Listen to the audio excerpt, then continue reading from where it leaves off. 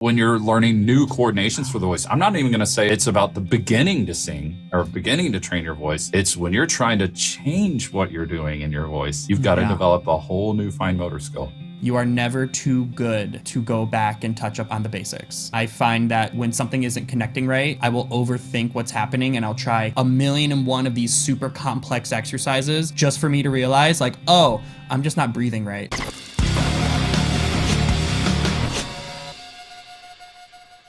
Now, before we dive in, I want to let you know about our rock singing success community.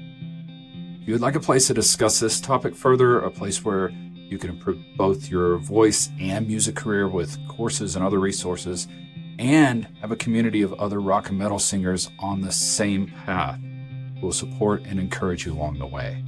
And join us at school.com/rocksingingsuccess. That's SKOOL.com/rocksingingsuccess. See you there. So what are maybe the top one or two, let's maybe start with the very top one, the top technique you've seen really have results for people immediately. I think that would be really good for our listeners to hear. Like, just somebody have a big win just based off of a podcast. That's awesome. So what do y'all find are maybe the top one or two things that just takes a person to the next step very, very quickly? I think the biggest thing that I've noticed in my journey as a vocalist was practicing not only range, so that'd be the first one, but dynamics. Yeah. Because I think both working together, they help each other. Because as you go up in range, you naturally have to get quieter in order to get the closure you need and be like really controlled. high, especially. Yeah. Yeah. Really high.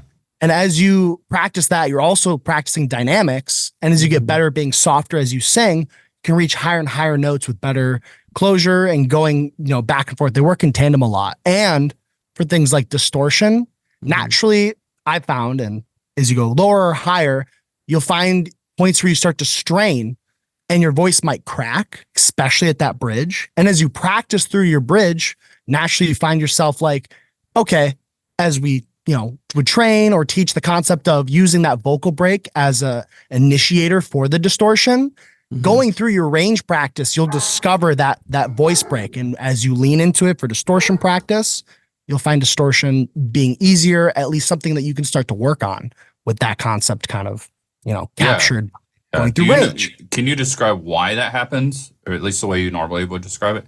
So essentially, as you use that voice break, are you talking specifically about the voice break and distortion? Yeah. Yeah. Yep. So as you get into your voice break, you start to kind of flutter through different notes because too much air is coming through. And I want to correct it with you too, as those you're kind of like using multiple pitches in this distortion, like it's bouncing between them. Yeah. Saturation. Yes. Yeah. So you're getting multiple harmonics. Yeah. You're increasing the amplitude of those overtones or the harmonics. And then you build those up. And as you get into screams and such, you're going between 2, 3, and maybe if you're insane, some people will hit 4 notes, 4 like harmonics. And utilizing that break, you can start to tap into those different harmonics then, where as you start to lean into it with proper compression, you can start to amplify those and even control them, which kind of, Mongolian throat singing is an example, the low note and the high note. Same thing with self-harmonization. Yeah. Yes. You can get chords. 2 harmonics. Yeah. Those are the extremes of it for sure. But yes, yeah, for sure. Totally on that tangent. But you utilizing the range and dynamics allows you to tap into those other effects and techniques that you can use. And having those foundations allows you to really explore those with better control. And then in this case, you get better results faster. So I think those as a foundation allow you to explore a lot more like distortion a lot sooner, or maybe just with more ease as you've built that foundation for yourself. Dude, that's powerful. And just to tell a story on that. One thing that's happening, your first bridge, so around E4 for men, A4 for women, that's shallowing out the glottis or the vocal folds. Things are getting very shallow and thin. That's why when we're going through that, a lot of people experience that sound. instead of it being smooth. And yeah, that's what you're talking about. That's you're right. You're getting a bunch more saturation of harmonics. But one thing I want to mention with that is on the second bridge, something even just last night, one of my students discovered in the last few days was as he went up to the second bridge and he can sing above it. He has a hard time singing through without pulling too much chest and it getting super hard and like hitting the wall. Yep. But he discovered if he adds a little air, a little distortion to it, he's able to relax into those pitches. And he wants distortion. So that was like, that was the most awesome discovery ever for him. To go, hey! Instead of it just being straight up like that, he's, hey! It's like, dude, that sounds awesome. That's some power. So he's using that difficulty of navigating that bridge to allow it to just sit back and distort. Yes. Yeah, that's an awesome, powerful thing for distortion, man. I'm glad you brought that up. No, I didn't expect us to talk about distortions. That's how I learned screams was with you. It would be, you know, going to those higher pitches where I was straining at that point and relaxing into it, allowing it to distort, closing it on that with compression and the coordination I know at that pitch, using that and just letting go a little bit more, letting a little bit more air through, bringing the pitch down, keeping that controlled compression and that balance of air. Next thing you know, I'm doing a mid scream and I'm like, oh. Yeah, I remember that. You were up at like a C sharp. That was years ago. I would yell that if I could. Yeah, you were like going hardcore into it. So he got you to do it in head voice. So it turned into more of a scream. And I experiment with different people with that when I'm teaching screams because some people have an easier time doing lower stuff or mid stuff than they do the high stuff. But you went to that high one and then learned to relax down and pitch a little bit where most people scream at the A or the B. And I haven't screamed in months. Because I was so sick. But like that's where most people scream. But most people don't realize it's not like singing. It's relaxing into the pitch. And the more pressure and tension you put into it, the higher the pitch goes. Yes. That's very you need different more than closure. Singing. Yeah. You need more closure as you go up higher and you use more compression to hold on to that note if you're pitch screaming too. And to get the closure you need to be able to even make sound that isn't just air. And then you apply that same head voice position as you bring it down lower, activating the false folds. And now starting up high, I can do this one because it's not as loud, but starting up high, you can get all the way down to and be able to like utilize that. I can hear it. I did cut out. There you go. And then be able to do that where you add, you know, the false chords and balance that in with the head voice to capture the note that you're aiming towards and using that who kind of thing, getting the right tunnel, right activation of the false chords and just letting it be a stream of air. And just for those listening, I also want to mention that once you bring that down, it's like a spectrum. You can have these high fry screams, and bring that around and down in the C shape, like, until you get down to those whoo. That's what you're talking about, that whoo sound. Exactly. Whoo. And a lot of people want to go more into the growl as well. So I want to say, just since we're talking about it, be very careful the more you get into the false chords, because it's easy to grind at first. Alex Terrible said it took him 12 years to get loud. 12 years to get that scream. And honestly, he's the loudest and lowest in the scene. Absolutely. Absolutely. But still, 12 years. And a lot of people want to get more into that, where it gets more of a growl to it, where it's even more forward and more false chord focus. Like I'm taking the fry out of it completely and going to a burp, essentially. I couldn't do it that loud for like a year. Originally, it was just right here. I had like demon speech, is what I call it. I was like, I could talk like Dr. Claw, you know? I will get you, Inspector Gadget. But besides that, I couldn't get it louder than that. And that's okay if you let the mic carry the volume. You do not need to push into that stuff. And it can be very dangerous if it grinds and you keep going. Absolutely. And that's where that relaxation piece comes in and being able to allow that voice crack to just happen and lean into that and kind of hold that position allows you to then control the scream.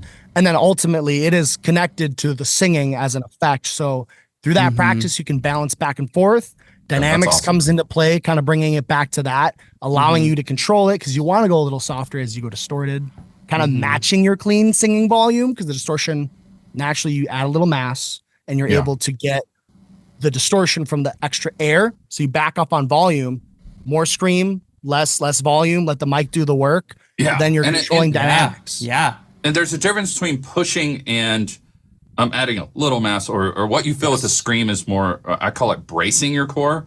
Yes. I love what Mary Z called it, is planking. It's like, oh, that totally makes sense. You're tightening your core because you're trying to stay in a plank position. Like, that bracing is going to be there without necessarily upping the overall throttle. You're still bracing to make everything more steady. But another thing I want to say with that, being careful on the low stuff, it's because I've seen so many people hurt themselves with this. But let me tell you a story. And Tim wouldn't mind me telling this story, like mentioning his name directly. So Tim Graham in Rosu, he's been in a few bands. I taught him how to scream. I taught him how to sing. And it was phenomenal, man. Absolutely amazing.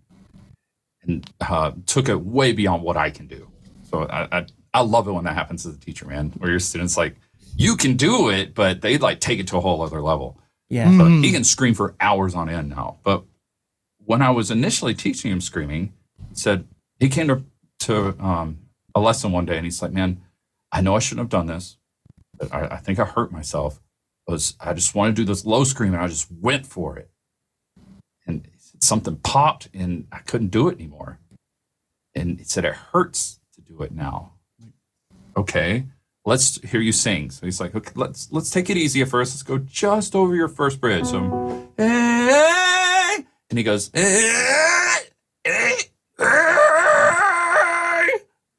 that was completely natural. Right? That sound was just happening. Like, oh, that sounds bad. So I tried a couple things for a couple minutes to test his voice and see what's happening. He always had this rattle that wasn't a pleasant rattle. It sounded like that should not happen. You know? Yeah. And it made him go to an ENT, and it turned out he had pulled a muscle. Oh, dude. And his larynx wasn't cooperating with him. His vocal cords weren't cooperating because of that. Things weren't able to balance out correctly. And that took him months to recover from. Thankfully, he recovered. Yes. Because I've definitely seen others that don't. Yeah. And, there are other examples for sure, like, Johnny Craig, who will openly talk about how he did so many drugs it messed up his voice. So, but he has this permanent rasp in his voice that he can't sing without it. And sure, it may sound cool, but man, that causes other issues. Yeah. That's a medical issue of not controlling your voice and wearing yourself out faster, things like that because of it.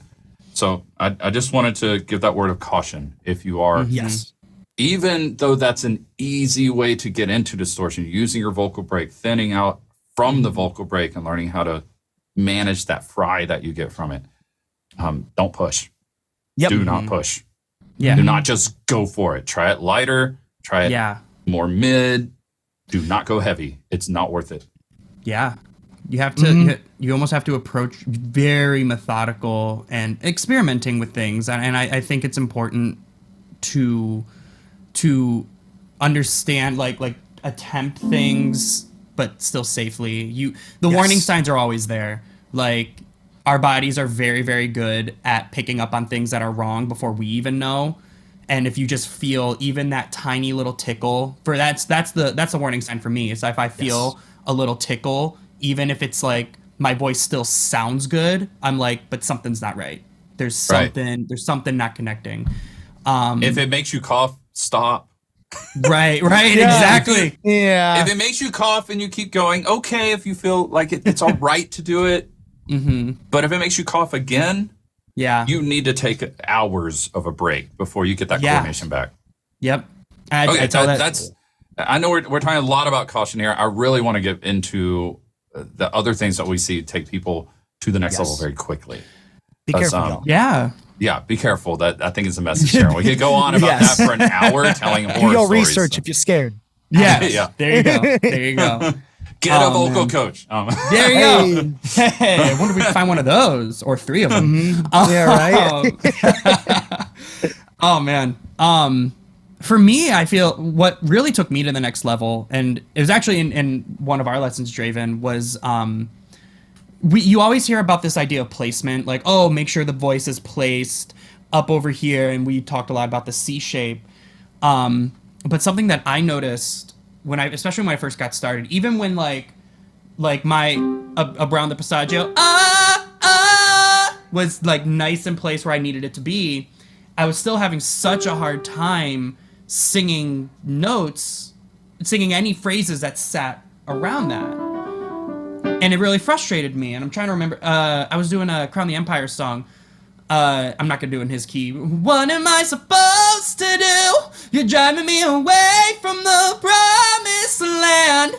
And you pointed out initially, you're like, well, as you're descending, we're still gonna get flagged for copyright, but go ahead. No, it's fine. I'm sorry, man. It's fine, dude. I do not own that song. No one here owns that song. Crown the Empire. Listen to them. It's a fantastic song. Please. Sorry. Go ahead. Do not sue us. Anyway, I'll do a melisma.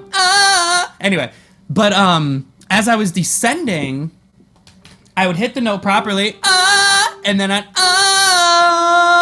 I would relax too much, and then all of a sudden my voice, while like this note here, is easy. If I'm not singing that note with the intention of going up to that the passaggio, then it's you're gonna have to put so much more effort into putting that note up there.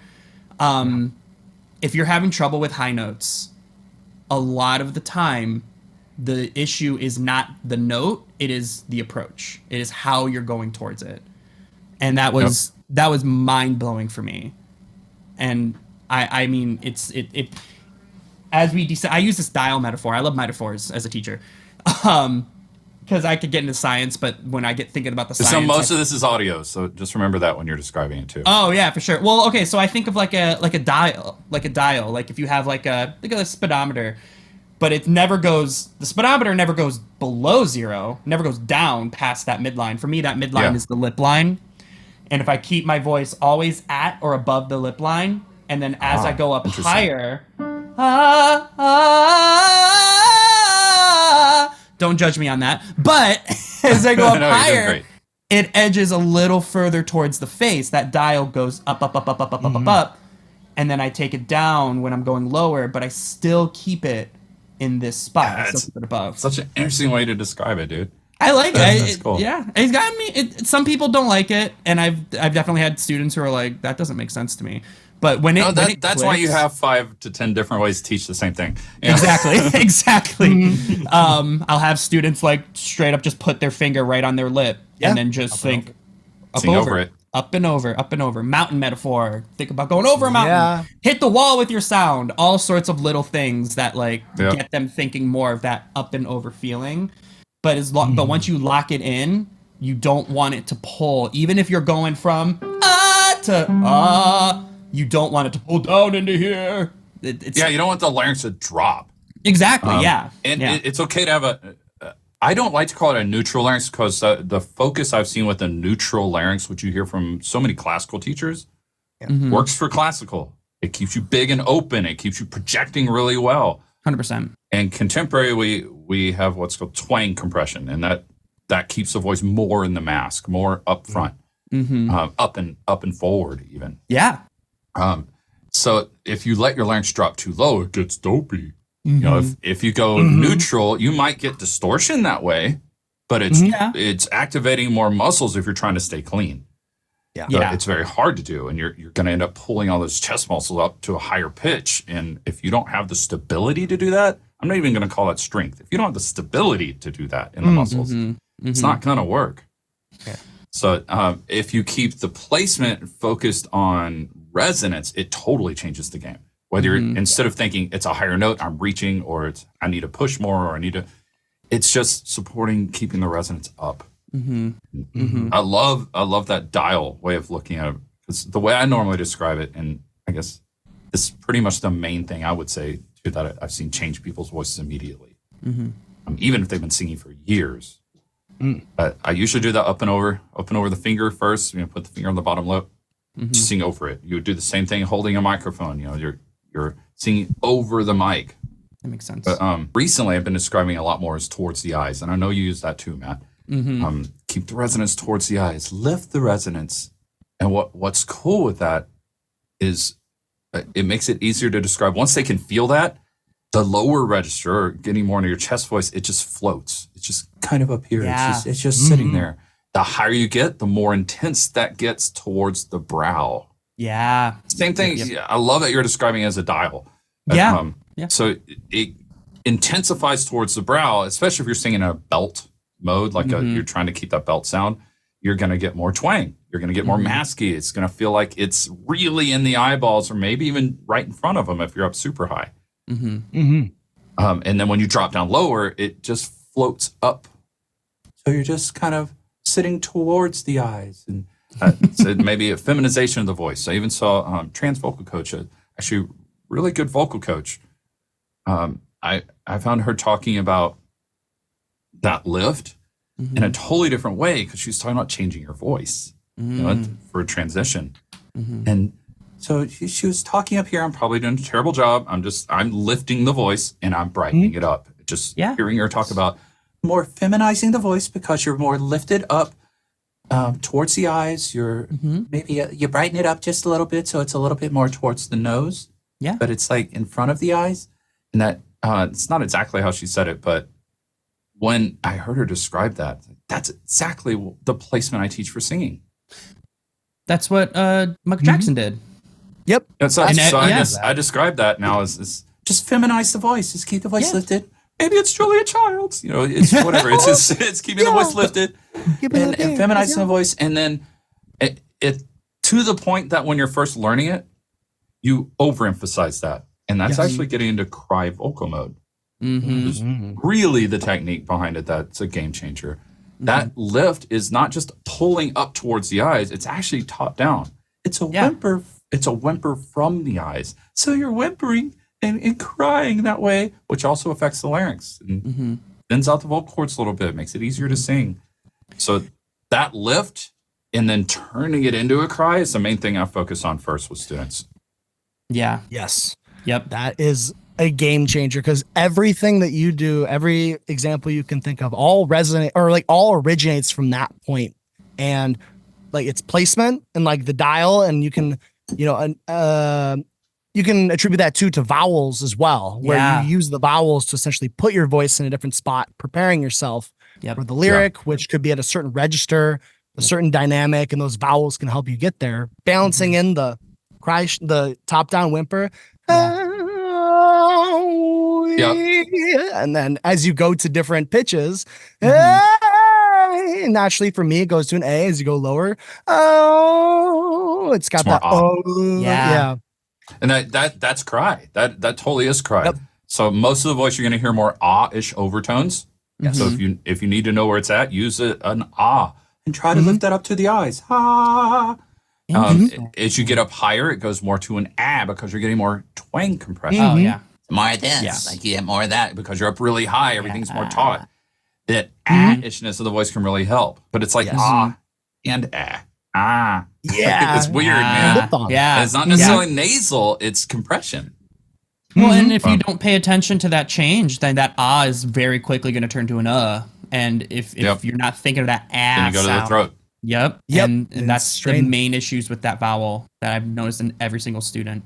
But I've often said it's the voice is a balance of, yes, it's a balance of compression and air support. That makes sense. But ultimately, we train to get better at cry. And it's a balance of cry and twang when it comes to resonance and how you sound, your overall sound color. So you have cry, you have that, and you have twang, which is the compression behind it. A belt is a big open space.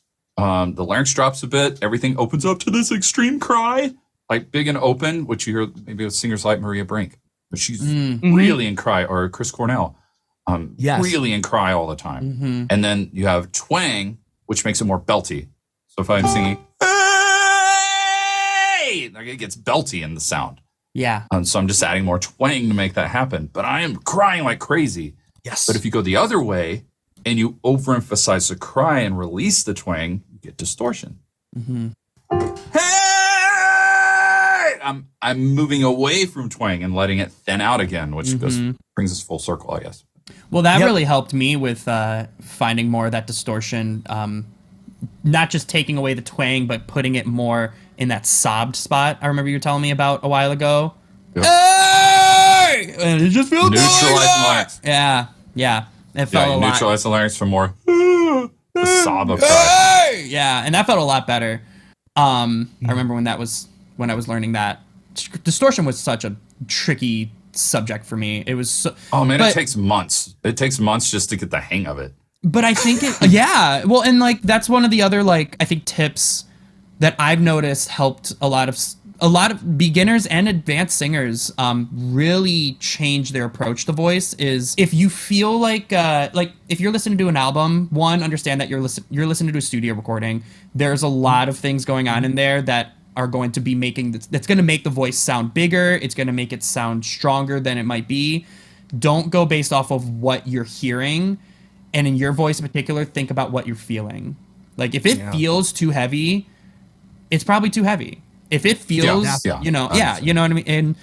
And because there's a flip side to that too. Like if you're going for a certain sound color, it's going to sound different in your head. Yeah. So you might feel thin. I have a story about that too. Like, especially as you get up high. I had a student singing "Rainbow in the Dark" by Dio. Yeah. There's one note in there. One time he goes up to the C#5. And I'm not even going to try it today because I've been sick for 2 months. But whatever. I'll just get distortion. You can do it. It goes up to that point. He's like, man, I'm singing that wrong. Like I don't know how to sing that. It's not right. Mm-hmm. Like, what do you mean it's not right? Well, it thins out too much and like changes sound color. It doesn't sound like the rest of my voice. Like sing it for me. And he sang it flawlessly.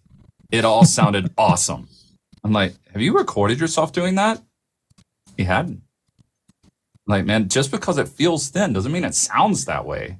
Yeah. You can still structure for a belt sound out of the shape of what you're doing. Even if you're lighter and doing it, it doesn't feel as belty, but you can get the same sound. And that's what was happening. When he went to the C#, he had to back away. Yes. And he didn't think that was right. It sounded awesome. And this was a distorted sound? Yeah, he tended to add a little bit of distortion to his sound, but that's not really my point as much as just even in clean singing, it can feel different than it sounds too. Yeah. But to your point, you're speaking about if it feels heavy, it is. Yeah, like exactly. Yeah. You need to back away, figure out how to get that shape that you were getting when you were heavy. Like, 100%. Definitely err more towards the lighter, freer sound if you can. Like, if you can sing the note and lock it in and it feels comfortable, that's it. It's good. Yep. Add effect as needed. Exactly. Lightly. Little gas pedal. So my editor took a quote out of one of the things I say a lot. He just quoted me and put it on Instagram. I still laugh about it. Out of context, it's hilarious. It says, when you want to push, cry more instead. Out of context, that sounds hilarious. No, like sometimes you just need a good cry. Metaphysical. It makes no sense. Usually that pushing means we aren't crying into it. We're not getting that placement correct. We're just not getting in the right spot. So we're forcing it into the right spot instead.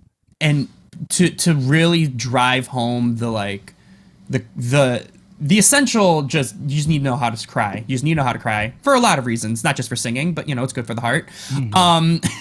But if you listen to across genres, professionals that are actively touring or doing a crap ton of work, they need that stamina. If you listen to those recordings, I would put money on that they are crying, and you hear it in the most subtle ways, but like that tiny pop, like pop release, Yep. and you hear that at the very end. And when I learned about cry, I heard every single singer I've ever listened to do that, and I'm like, Glottal release. it broke my brain. one big revelation for a lot of my students. I'll mention two because these were really useful. Listen to any 80s band where you think these huge voices, like these guys were vocal acrobats, and a few of them were. And a lot of them had amazing voices. I'll give them that. But there's only like one or two belters out of all the real popular ones. Like Bon Jovi belted. Yeah. He just went for it, and he was loud too. Yeah. Chester Bennington belted. That's not 80s, but you get the idea. Yeah. He belted until he got up high. Then he went into a mix. Yeah. Lane Staley belted, but Chris Cornell didn't. He cried through everything to the point if he did try to add more mass or more throttle to his voice, it distorted because he was in such a big cry position. When you listen to all these 80s singers that are known for being big singers, most of them just layered voices on top of theirs and it made it sound big. But if you're really listening to just them, you hear them in this position a lot. Yeah. Some of them more than others. Like Def Leppard, Lady! Or Aerosmith, there's a lot of that.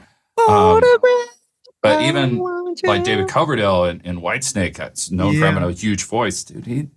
He could sing up high, but it wasn't belty. No. And the other thing I want to say, that which you reminded me of, like listening to those recordings, you start to hear it all over the place, especially the live recordings. Yes. Most 100%. people make the mistake of listening to an album and thinking, oh, I want to sing just like that. One of the first things I do when it's a difficult part is let's listen to them live. Let's look up a few videos of that song live and see what they're actually doing. Yep. Most of the time, and I mean the majority of the time, they're not doing what's on the album. It's not even acoustic sets. It's like their full rock live set. Yeah. Most, I would go as far to say 80% of the time, it's different. Yeah. Like if there's a scream, or a lot of screams, sometimes it's the guitarist doing the screams. The lead singer isn't. And they'll do a few, but most of the screams are another guy. I see it a lot, like really high parts. Yes, they will drop it in key because they're on tour. I get that, the longevity of the voice.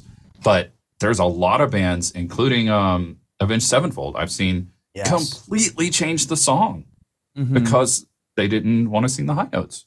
That's fair. Yeah, true. High notes, layered vocals like Backcountry. You can't sing that live. No, dude. Layered vocals. One of the big ones I like to show off for that is Panic at the Disco.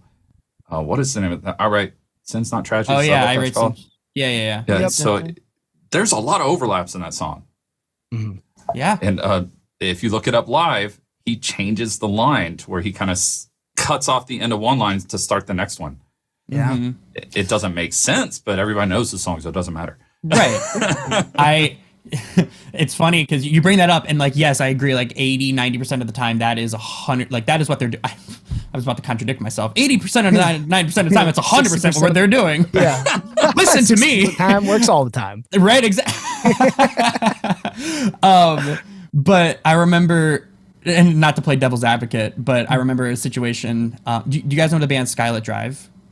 I've heard of them. They were like, I'm terrible with band names, man. Dude, you're good. No, you're good. They were like my favorite band for a little while. They're so good. And I don't know if they're still around. I think they might be. I think they just came out with something not too long ago. But anyway, I listened to one of their acoustic sets once because that was what I did growing, like learning to sing. Because acoustic sets, they usually would like tune it down. The vocals are a little easier for me to do. So I was like, cool.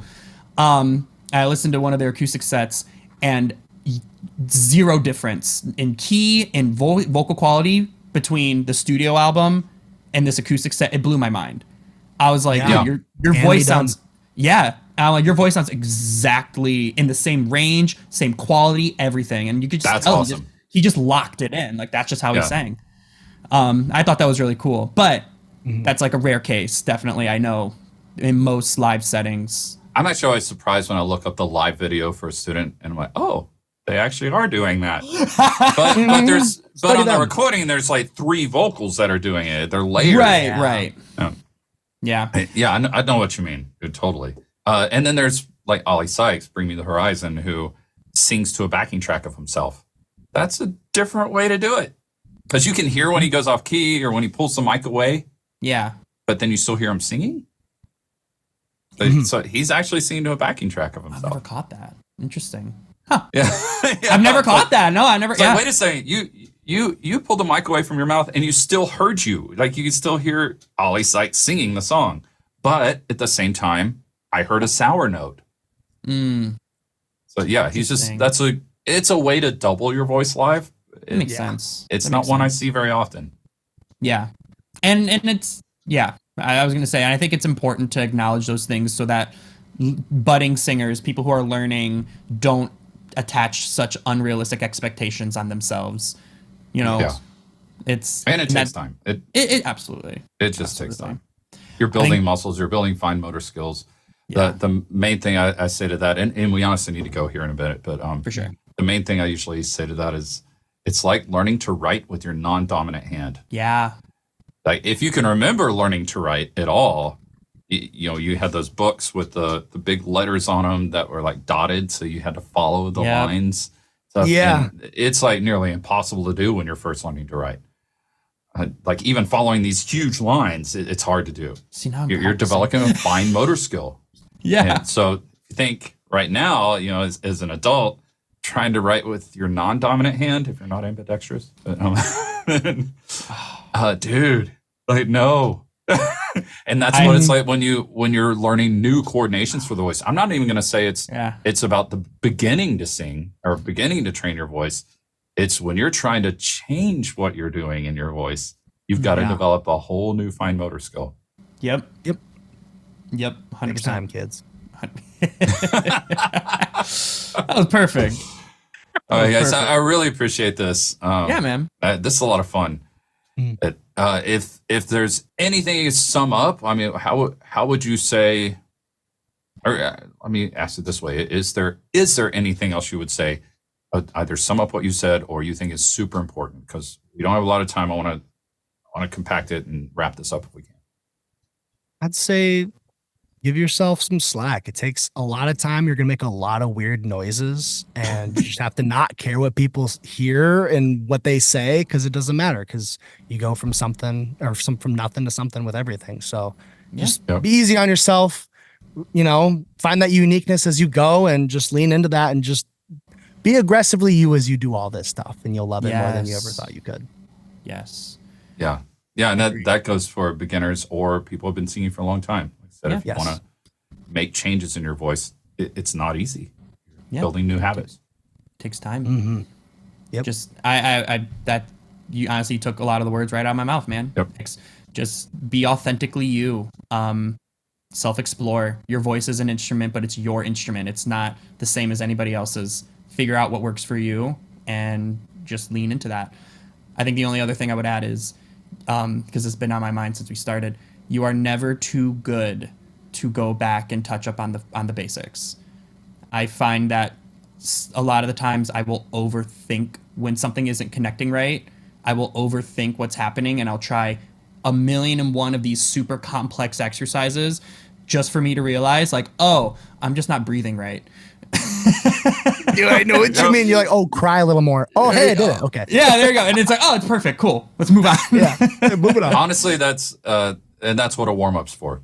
Yeah. Like is to slowly build your voice into the right placement, into the right configuration, and it louder and louder as you go. Like you're trying to wake your voice up, but also get to the right spot.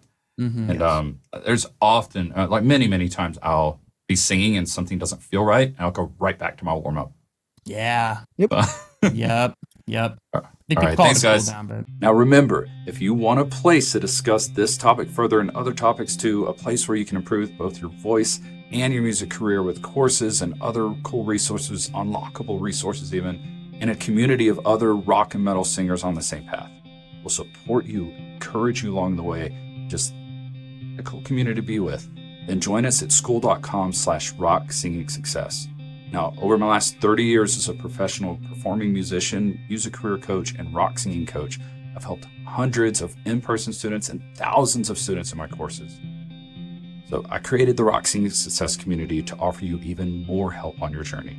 Again, that's school.com/rock singing success.